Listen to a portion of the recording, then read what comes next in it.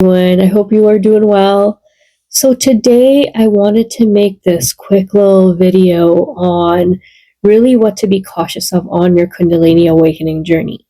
Now, the reason why I'm making this video is because I understand that most people that possibly are on a Kundalini Awakening journey that find my content at some point in time are most likely those that are part of the Great Awakening that's happening across planet Earth. And therefore, you possibly do not have a spiritual teacher that can really guide you. Unless you are really experiencing some major challenge, you are probably going to try and get through a Kundalini Awakening on your own. With that being said, there is something that you really want to be cautious of on this awakening journey.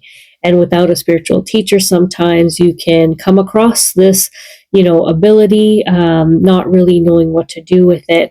And that can really distract you on your path. The one thing I will say is when you are on a path to enlightenment, a path to divine union, you really want to get clear on, what it is that you're really seeking, what you're really after on your awakening path. Now, when you stumble upon something like this, sometimes you're not clear. You don't know what you really want out of it.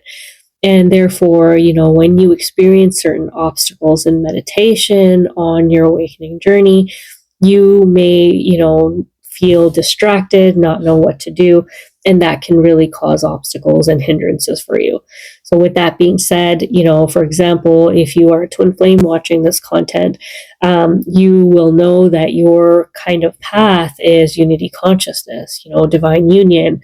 And so if you want to go higher, of course you can. But the one thing to really get clear on is when you are on the path to true spirituality, really after the truth with the divine, you are not bothered by and should not be bothered by any, the rise of any supernatural powers and abilities that comes across your way as you are making this ascension, as you are working towards that union. When you actually have a spiritual teacher, they really advise against the use of, supernatural powers that come across your way on your meditation journey. And so the reason why I'm making this video today is because with the Kundalini activation, there are two things that you could really experience on your awakening journey. And if you're not careful, this can be a huge obstacle for you and a huge distraction. And that is Riddhis and Siddhis. Now, when Kundalini reaches the third eye and even beyond, you can experience what we call Riddhis and Siddhis. Riddhis means minor supernatural powers and psychic abilities, and Siddhis is the use of, or is the awakening and activation of major supernatural powers. Now, just to give you a couple of examples of some of these, for Riddhis, we're talking clairvoyance, of course, clairaudience. There is also the ability to travel very quickly at the speed of mind. So basically what this looks like is if you are thinking of a thought, you can really show up there.